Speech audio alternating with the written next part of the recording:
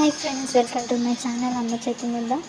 Today recipe వచ్చి రెగ్యులర్గా use చేసేది కాకుండా ఇంట్లోనే చాలా సింపుల్ అండ్ హెల్తీగా ఇడ్లీ చేసుకున్నాం. ఎలా బియ్యం రవ్వ యూస్ చేయకుండా, అసలు ఇక్కడ ఎటువంటి రవ్వ యూస్ చేయకుండా 1 కప్పు మినపగుళ్ళకి 2 కప్స్ పెసరపప్పు వేసుకొని మంచిగా వాష్ చేసుకొని ఒక 6 hours సోక్ చేసుకోవాలి.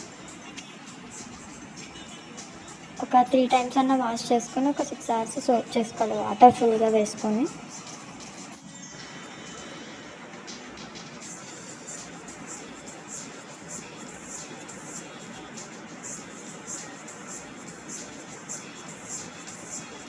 హెల్త్కి చాలా మంచిది. మనం రెగ్యులర్గా ఎట్లాగో ఇడ్లీ రవ్వ యూస్ చేస్తాం, అసలు ఎటువంటి రవ్వ యూస్ చేయకుండా ఇలా మనం పెసరపప్పు మినపగుళ్ళతో ఇడ్లీ చేసుకుంటే చాలా బాగుంటుంది. దీనికి కాంబినేషన్ టమాటో, పల్లీలు, పుట్నాలు కలిపి చట్నీ చేసుకుంటే సూపర్ ఉంటుంది.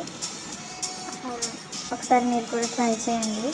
మొత్తం ఆ పప్పులన్నీ ములిగేలా వాటర్ వేసుకొని ఒక 6 hours సోక్ చేసుకుందాం. ఇప్పుడు మంచిగా నానిన ఈ పప్పుని మిక్సీ పట్టుకుందాం. ఇప్పుడు కూడా ఒక 2 times వాష్ చేసుకుని అప్పుడు మిక్సీకి వేసుకోవాలి.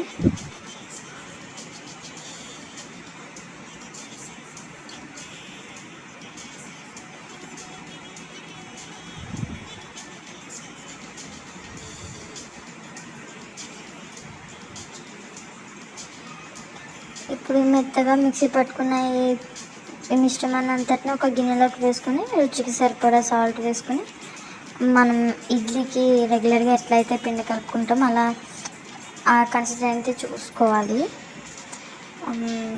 మరీ లూజ్ అయిపోకుండా అలానే మరీ టైట్గా లేకుండా పిండి మంచిగా చూసుకొని ఒక ఇడ్లీ పాత్రలో కొన్ని వాటర్ పెట్టుకుంటాం కదా రెగ్యులర్గా, అట్లనే ఆ రేకులకి ఆయిల్ లేదా గీ బాగుంటుంది. గీ పెట్టి మొత్తం ఇడ్లీ ప్లేట్స్కి మొత్తం రాసుకొని పిండి కొంచెం కొంచెం వేసుకొని ఇడ్లీ పెట్టుకుందాం. చాలా బాగుంది, తప్పకుండా మీరు కూడా ట్రై చేయండి. ఓకేనా ఫ్రెండ్స్, సబ్స్క్రైబ్ చేసుకోండి, మర్చిపోకండి ఫ్రెండ్స్, సబ్స్క్రైబ్ చేసుకోండి ప్లీజ్. కొంచెం సపోర్ట్ చేయండి, లైక్ అండ్ షేర్, కామెంట్ చేయండి.